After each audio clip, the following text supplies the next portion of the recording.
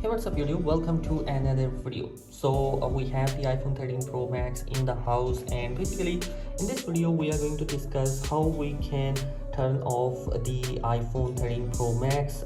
Basically you already know that kind of functionality, but if you don't know and your power button is not working like mine, like I'm just pressing the power button and Siri pops up, then I definitely think that this video is very helpful for you.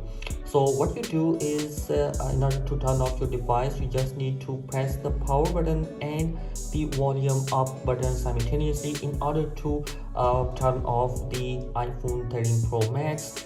For the any iPhones 13 series will work for this. So here I'm going to pressing that both of them simultaneously, and you can see the power off button is appearing here. I'm just going to press the power button here, and easily it's get turned off. Now in order to turn on that particular device, the process is very simple. You just need to press the power button and the device will be going to power up quite easily, and the logo will be appearing quite easily here.